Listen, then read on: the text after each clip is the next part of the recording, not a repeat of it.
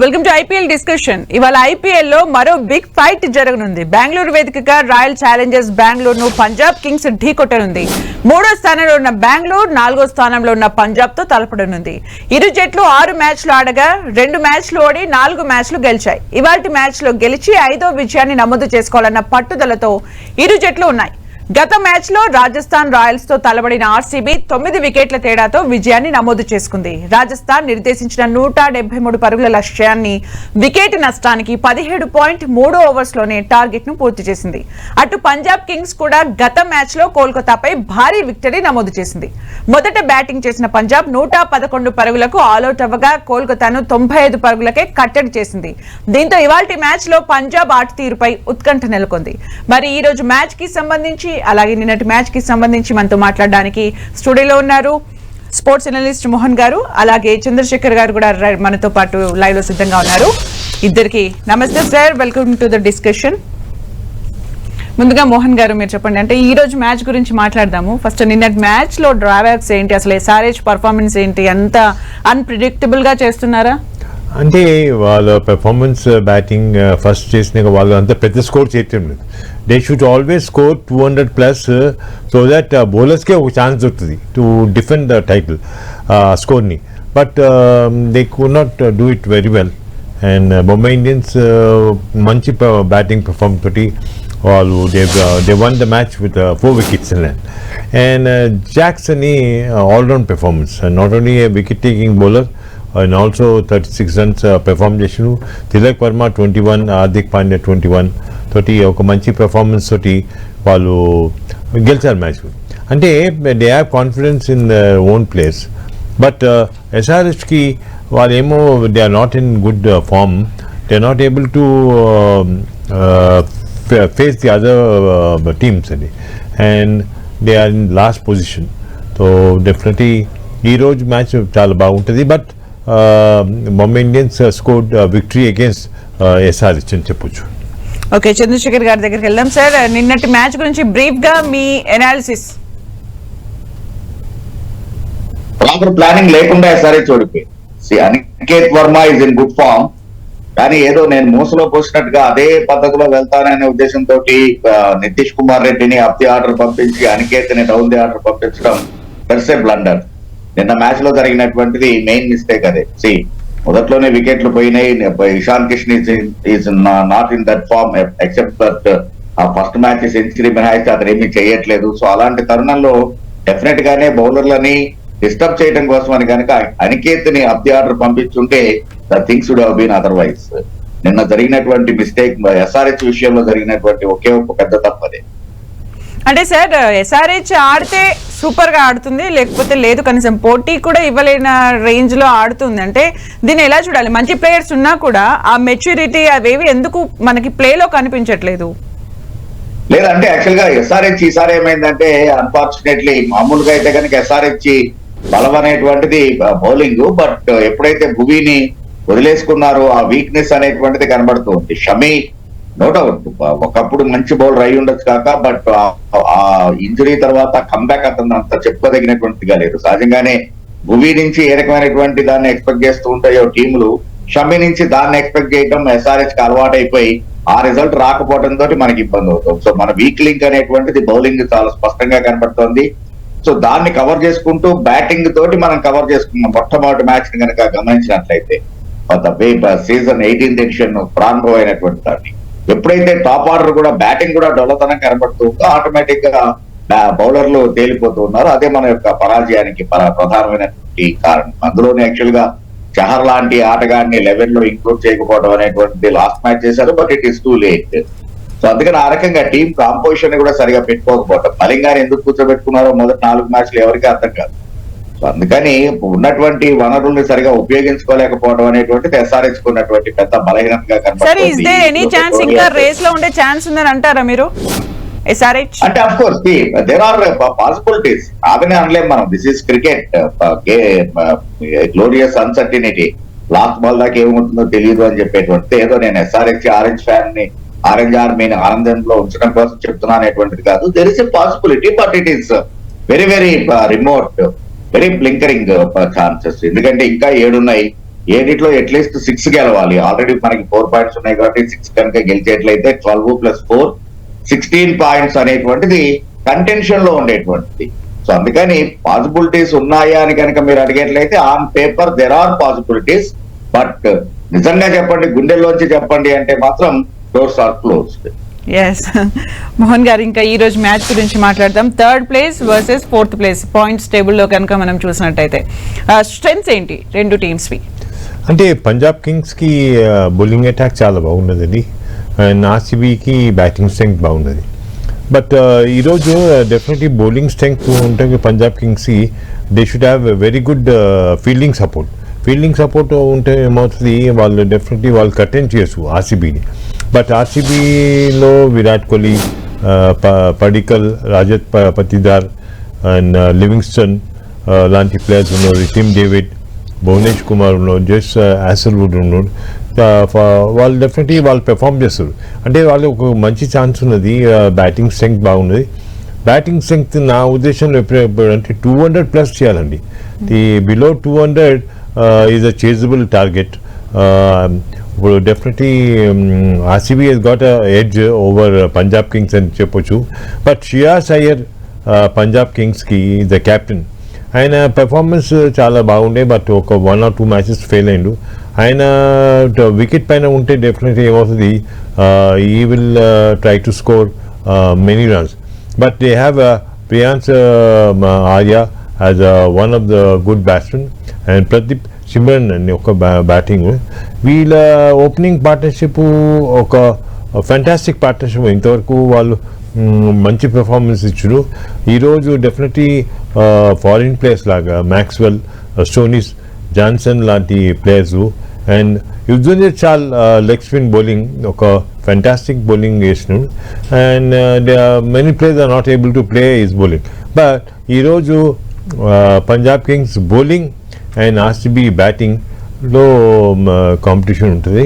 Definitely we can see that what ఈ combination అంటే మంచి మ్యాచ్ బౌలింగ్ అండ్ బ్యాటింగ్ ఒక ఇంట్రెస్టింగ్ ఉంటుంది. అంటే we can't predict who will win, but RCB Virat Kohli being good batsmen, he should try to stay at the wicket and try to get run.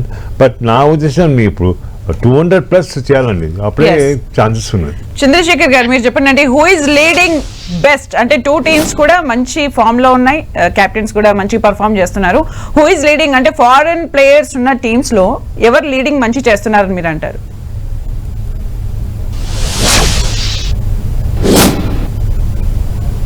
Sir Chandrashekar గారు. యాక్చువల్గా ఇక్కడ సంభవం అంటే మోహన్ అసలు చెప్తున్నది వింటుంటే నాకు ఒకసారి అర్థం కాదు ఏం చెప్తున్నాడు అనేటువంటిది. దాంతో నేను కూడా ట్రాక్ తప్పాల్సి వస్తూ ఉంటుంది. Punjab bowling and RCB batting అని చెప్పేసి అనేటప్పటికీ మీరు కూడా దాన్ని చేస్తుంటే యాక్చువల్ గా ద బెస్ట్ బౌలింగ్ అటాక్ ఉన్నటువంటిదే ప్రస్తుతానికి అయితే కనుక బెంగళూరులో ఉంది. హ్యాజిల్వుడ్ అండ్ భువనేశ్వర్ కుమార్ ని తప్పించి you show me any other best bowlers present conditions లో. కాబట్టి that's not the right analysis, I'm very sorry. కాబట్టి ఇక్కడ అందుకని ఇప్పుడు మీరు అడిగిన దానికి ఎట్లా రెస్పాండ్ అవ్వాలనేటువంటిది నాకైతే అర్థం కావట్లేదు. But it will B a good match. One thing, this is ఒక రకమైనటువంటి ఐకానిక్ మ్యాచ్ గా నిలబడుతుంది. ద రీజన్ 18 years బ్యాక్ ఇదే రోజున మొట్టమొదటి ఐపీఎల్ మొదలైంది. అందుకనే ఈవెన్ యాక్చువల్ గా 18th ఎడిషన్ ప్రారంభానికి ముందు కోహ్లీని ఆ 18 మొమెంటో తోటి పక్కరించడం జరిగింది Roger Binny, the president of BCCI, because the only player right from first edition నుంచి ఇప్పటిదాకా చేంజ్ అవ్వకుండా ఉన్నటువంటి, ఏ ఫ్రాంచైజీకి చేంజ్ అవ్వకుండా ఉన్నటువంటి. అఫ్ కోర్స్ ధోని విషయానికి వచ్చేటప్పటికి అన్ఫార్చునేట్ గా మ్యాచ్ ఫిక్సింగ్ స్కాండల్ లో ఇరుక్కొని టీం బ్యాన్ అవటం 2 years. సో కాబట్టి మొత్తానికి ధోని విషయంలో అయినా 2 టీంల పేర్లు కనపడతాయి మీకు if you look at the cricket. But అదే కోహ్లీ విషయంలో లేదు. సో కాబట్టి అట్లాంటి ఒక ఐకానిక్ గేమ్ లో ఉన్నటువంటి దాంట్లో కాబట్టి ఆర్సీబీకి మంచి ఇది ఉంది ఇవాళ అనుకోవచ్చు. బట్ మీరు గమనిస్తే కనుక ఆర్సీబీ ఓడిపోయినటువంటి 2 మ్యాచ్లు హోమ్ లోనే ఓడిపోయింది సర్ప్రైజింగ్ గా. సో అందుకని డెఫినెట్ గానే పంజాబ్ కొంచెం ఆ డామినెన్స్ ని ఆ ప్రెషర్ ని కంటిన్యూ చేస్తుంది అనేటువంటి ఇది కలుగుతోంది నాకు. బట్ ద క్యాప్టెన్సీ మీరు అడిగినటువంటి దాంట్లో చూస్తే కనుక యాక్చువల్ గా రెండు టీముల్లోనే డిఫరెన్స్ చేస్తున్నట్టు చూపిస్తున్నటువంటి మాత్రం డెఫినెట్ గా ద క్యాప్టెన్సీ. బెంగళూరు కి ఒక మంచి యంగ్ క్యాప్టెన్ దొరకడం అనేటువంటిది. Shreyas Iyer is of course proud captain, no doubt, proved player, but Patidar is a new one and he is doing good. So ఇద్దరు న్యూ క్యాప్టెన్స్ కి ఇండియా ప్రాస్పెక్టర్స్ కి ఉన్న మధ్య జరిగేటువంటి క్లాష్ గా దీన్ని మనం చూసుకోవచ్చు ఈ రోజు. రైట్. మోహన్ గారు మీరు చెప్పండి, అంటే ఈరోజు బెంగళూరు హోమ్ టౌన్ లో ఆడబోతుంది, అక్కడ పిచ్ కానీ క్రౌడ్ కానీ ఎలా ఉండబోతుంది మ్యాచ్? అంటే హోమ్ గ్రౌండ్ డెఫినెట్లీ ఆర్సీబీకి వాళ్ళకు సపోర్ట్ ఉండదు, అంటే క్రౌడ్ సపోర్ట్ ఉంటుంది and they practice in that ground and వాళ్ళ పెర్ఫార్మెన్స్ కూడా బాగుండాలని మేము we are all expecting. But Punjab Kings bowling అటాక్కి వాళ్ళు ఒక పార్ట్నర్షిప్ డెవలప్ చేయాలి.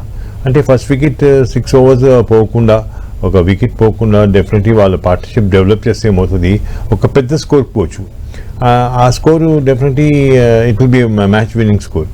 బట్ ఈరోజు టాస్ గెలిచినాక ఎవరు బ్యాటింగ్ తీసుకుంటారో చూడాలా. వాళ్ళు బ్యాటింగ్ తీసుకుంటే డెఫినెట్లీ 200+ చేస్తేనే డిఫెండ్ చేయొచ్చు, అట్లాంటి గ్రౌండ్ కండిషన్స్ ఉన్నది. So Bengaluru Chinnaswamy ground, it's a very good ground and well maintain. And moreover, Virat Kohli being in the team, he will guide the captain also. And Patidar guide chestadu, even field setting lo guide chestadu. Adi oka advantage unnadi. So, but Shreyas Iyer ee వీళ్ళ టీంలో definitely ఒక మంచి captain. he plays with lot of responsibility, and they have foreign players like Maxwell, Stoinis, Johnson is there, and Ferguson. They all foreign players ni తీసుకుంటాము అవుతుంది. They should try to score runs. See, they should try to perform well. అంటే foreign players perform చేస్తే ఏమవుతుంది, ఆ టీంకి చాలా advantage ఉంటుంది. ఆ అడ్వాంటేజ్ కొందరు ఫారిన్ ప్లేయర్స్ ఫెయిల్ అవుతున్నారు. బట్ ఈరోజు match definitely Punjab Kings and RCB 8 points ఉన్నది. It will B a tough fight. It will be a very good fight and it will be a very interesting match today, because both the teams like to get more points. అంటే ఒక stage వచ్చేసింది, ఇక్కడి నుంచి points ఎక్కువ చేస్తూనే ఉంటుంది. ఏమవుతుంది, they will try to come into first 4లో ఏమవుతుంది, they qualify for the knockout stage. So అది చాలా ఇంపార్టెంట్ మ్యాచ్ ఇది. But definitely it's a very good match and we have to watch and see how this RCB and Punjab Kings will play. Chandrasekhar గారు మీరు చెప్పండి, అంటే individual team performances బేరీజ్ వేసుకొని, అలాగే ఈసారి ఐపీఎల్లో విన్నింగ్ పర్సంటేజ్ కూడా బేరీజ్ వేసుకొని ఈరోజు టాస్ పాత్ర ఏంటి, ఫస్ట్ టాస్ వచ్చిన వాళ్ళు ఏది చూస్ చేసుకుంటే బాగుంటుంది? టాస్ గెలిచినట్ల they will go for bowling first. ఆ wicket Chinnaswamy is known for this thing, so slower down. అందుకని డెఫినెట్ గా they go for the bowling first. ఏదో మోస్ట్ లో పోసినట్టుగా టాస్ గెలిస్తే ఫస్ట్ బ్యాటింగ్ చేసేయాలి అనేటువంటిది కాదు. బికాస్ యాక్చువల్ గా నౌ ఈవెన్ లాస్ట్ 2 matches చూస్తే కనుక అక్కడ కొంచెం డ్యూ ఫ్యాక్టర్ అనేటువంటిది, ఈవెన్ మనకి హైదరాబాద్ లో డ్యూ ఫ్యాక్టర్ అనేటువంటిది కనబడలేదు, బట్ అక్కడ ఆల్రెడీ డ్యూ ఫ్యాక్టర్ అనేటువంటిది కనబడిపోతుంది. కాబట్టి it is difficult to hold the grip on the ball. So కాబట్టి whoever wins this toss definitely they wish to chase. So that will be the. Okay sir, అంటే first team ఎంత వరకు score board లో పెట్టే chance ఉంటుంది?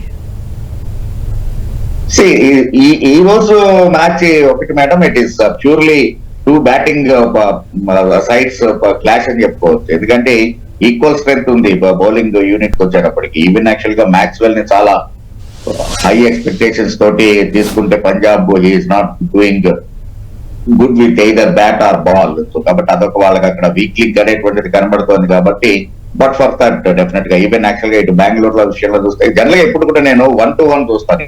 ఈ team లో వీళ్ళు ఉన్నారు, ఈ టీమ్ లో వీళ్ళు ఉన్నారు. సో కాబట్టి వీళ్ళ బలం ఏంటి, వీళ్ళ బలహీనత ఏంటి అనేటువంటిది ఆలోచించినప్పుడు 1-to-1. సో అక్కడ ఇక్కడికి వచ్చేటప్పటికి ఎస్డేఆల్ మీద చాలా ఎక్స్పెక్టేషన్స్ ఉన్నాయి, బట్ ఎస్డేఆల్ is not doing good that good. Priyanshu is of course at least trying to reach some expectations. So అందుకని ఏమవుతుంది అంటే కనుక టాప్ 2 bowlers మీద ఇటు పంజాబ్ రిలే అవుతుంది, even same for the Bengaluru. So అందుకని బౌలింగ్ డిపార్ట్మెంట్ ఇద్దరిది ఈక్వల్ గా కనబడుతుంది నాకు. So batting is making the difference. So అక్కడ ఫిల్ సాల్ట్ అండ్ కోహ్లీ లాగానే ఈవెన్ ఇక్కడ శ్రేయస్ అయ్యర్ కావచ్చు, లేకపోతే ప్రభ్ సిమ్రాన్, ఈవెన్ యాక్చువల్ గా నేహల్. సో అందుకని ఇట్స్ రెండు బ్యాటింగ్ టీంల మధ్యన అయ్యేటువంటిది కాబట్టి చిన్న స్వామిలో ఆడుతున్నాం కాబట్టి it is close to 200 will be the score. Okay, మనము ఐపీఎల్ మ్యాచెస్ జరుగుతూనే ఉన్నాయి, ఒక లెవెల్కి అయితే వచ్చేసింది. ఇప్పటి నుంచి విన్నింగ్ కూడా చాలా ఇంపార్టెంట్. ఈ పర్ఫార్మెన్సెస్ చూస్తే who is your favourite in this two?